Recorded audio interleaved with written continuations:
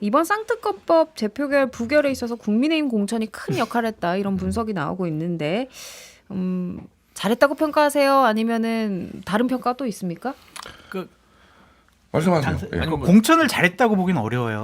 공천 관리를 잘하고 있는 거예요 지금. 그러니까 인물들을 보면 그걸 이제 곡에 잘 배치했다가 아니라 네. 이 소리 없이 대체적인 분란 관리를 없이 잘했다. 큰 갈등 없이. 그러니까 이게 공천 분란이 생기려면요. 공천을 못 받은 현역 의원들이 이거 뭐야 하면서 막 그냥 당사 가서 점거 농성하고 해야 되는데 현역 의원들은 대부분 9명이 지금 저 이제 당을 위해서 불출마하겠습니다. 중진 의원들 재배치 뭐 대통령실의 뭐 참모들 아니면은 장차관들 이런 분들이 그냥 받아들여요. 박민식 의원 같은 경우도 아니 나보고 영등포 가라고 해놓고 나 공천 안 주고 경선 붙이면 어떡해요? 나 안 할래요. 이거 도대체 뭐예요? 막 이렇게 항의해야 되는데 제가 당의 선거 승리를 위해서 박용찬 후보를 밀겠습니다. 막 이런 식으로 다 받아들이잖아요. 그리고 강서울 가겠다라고 네. 얘기했잖아요. 그러니까 이게 원만하게 관리가 되고 있는 거예요. 그 관리의 배경이 뭐예요? 어떤 그게 힘이 이제 작용하고 있는 거예요? 당근이든 협박이든 채찍이든 당근인지 협박인지 모르시는 거죠? 알 수는 없지만 네. 곡간이에요, 곡간.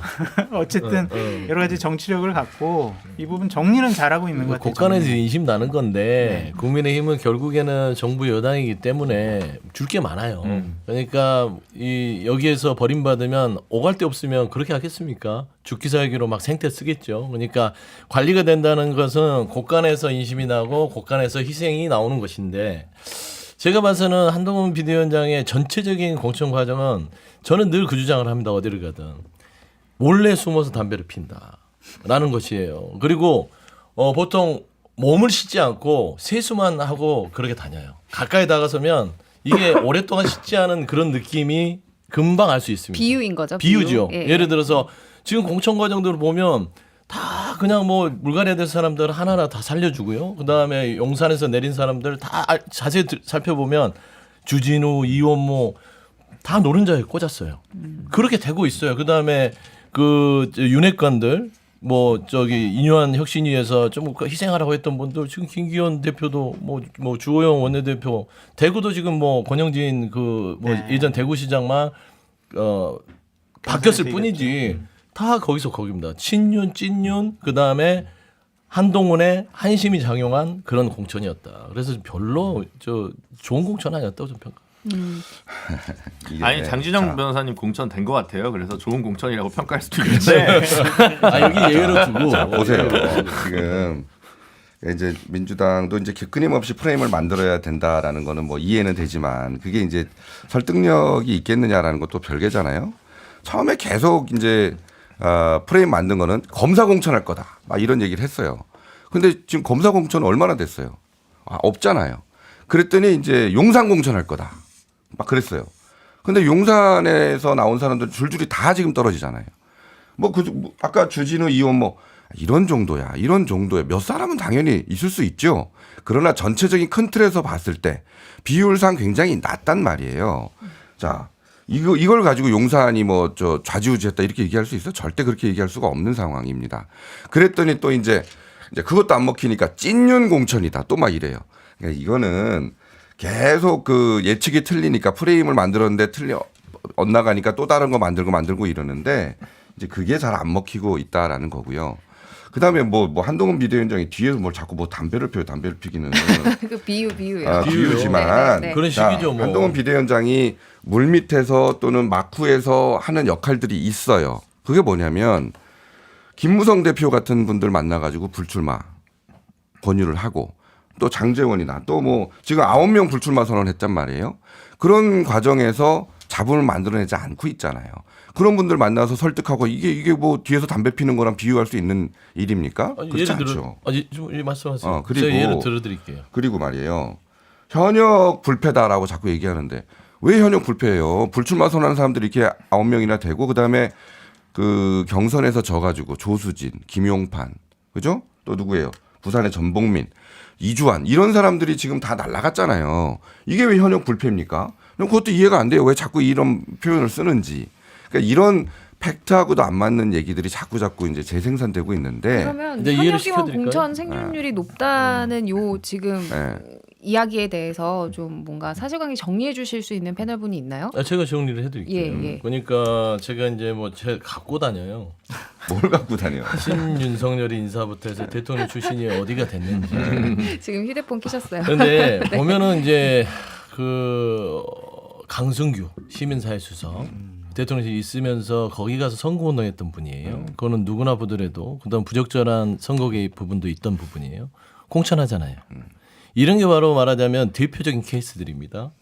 뭐 전희경, 주진우, 이원모 뭐 이런 부분들은 당연히 그냥 뭐 당연하다고 하시니까 하고요. 강승규는 강승규 수석은 경선 지역이었죠. 일단 뭐 경선 그게 지역. 원래는 해선 안 되는 공천인데 내려 보냈다고 보는 것이고 그다음에 돈봉투 사건 어떻게 설명하실 거예요? 정모 의원님 돈봉투 해서 영상까지 있는데 공천을 했어요.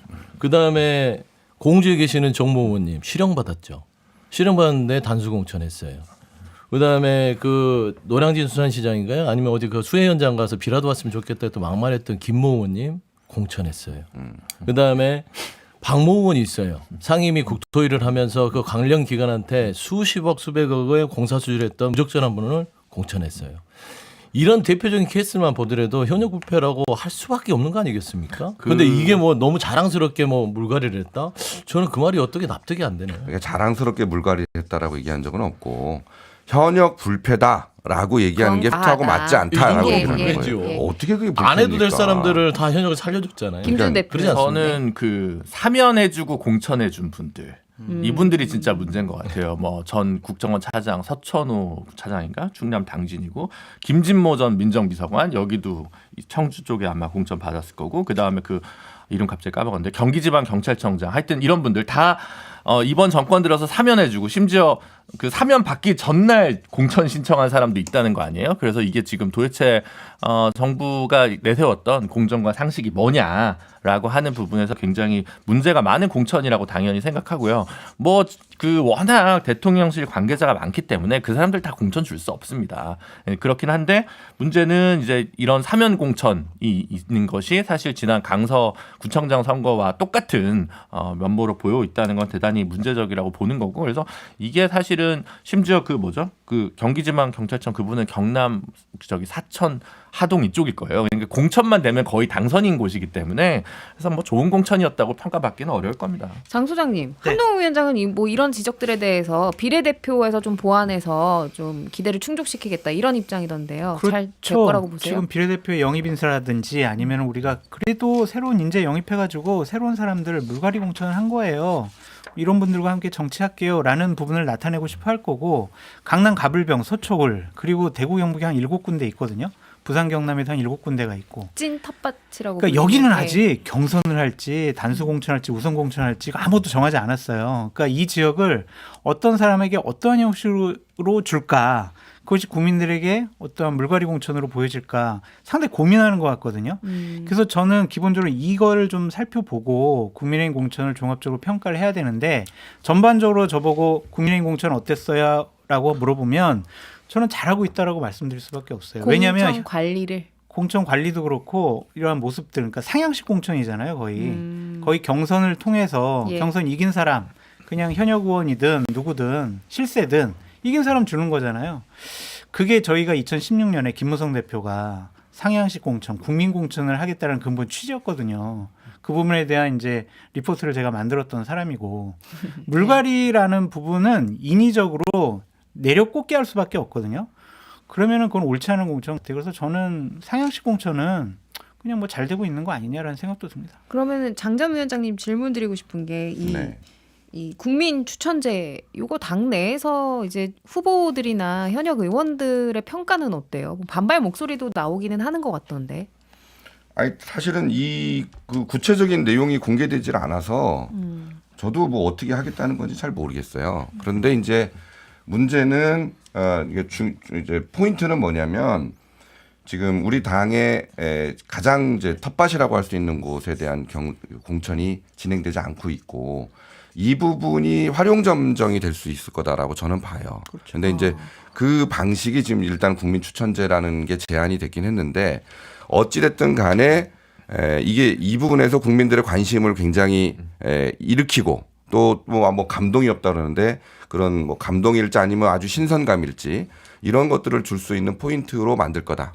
그런 전략이다라는 것까지는 저 예상이 됩니다. 예. 네. 장 부장님. 제가 눈여겨보는 게 대구 달서갑이에요. 여기가 지금 홍석준 의원이 현역 의원인데 이분 방송 나와가지고 윤석열 정권 옹을 되게 많이 세게 했던 분이거든요. 이분 공천 지금 안 주고 있어요. 왜 안 주고 있냐? 유영하 변호사 때문에 안 주는 거예요. 근데 만약 지역에서 막 몇몇 이제 주민들이 유영하 변호사 국민 추천해가지고 공천 줘라라고 비공개로 신청을 해요. 비공개로 그걸 심사를 해요. 아유 국민 추천해서 유영하 변호사가 많이 나왔으니까 유영하 변호사 줍니다라고 하면 이거는 공천이 잘못됐다고 우리가 판단할 수밖에 없는 거죠. 그러니까 찍어놓고 누구를 주려고 국민 추천제라는 제도를 이용하는구나라고 생각할 수밖에 없어요. 지금 비공개라고 하셨는데 아직 뭐 방식은 뭐 비공개로 할지 비공개 공개로 심사를 할지. 하겠대요. 근데 하겠죠. 추천은 그거는 받고 비공개 심사. 쌍특검 재결이 끝났기 때문에 마음 편하게 할 거예요. 맞아요. 싹싹. 제가 볼 때는 그렇기 때문에 더 기대가 될 수 있는 거예요. 여기서 좀 과감한 그런 좀 변화가 있을 수 인정을 하는 거예요. 있다라는 이게 거고 김건희 여사의 공천이었다는 걸 인정하는 거예요. 회사의 공천이라고 얘기할 수는 없는 거죠. 근데 자 이거 보세요. 역대 어느 정권에서 총선에서 청와대든 용산이든 거기에 그립이 이렇게 낮았던 적이 있었나? 저는 그게 굉장히 중요한 포인트라고 생각해요. 맞아요. 장 수장님 말씀하신 것처럼 뭐 상향식으로 좀 잘 되고 있다 이런 평가셨고요. 일단은 광고 듣고 와서 계속해서 이야기 나눠보도록 하겠습니다.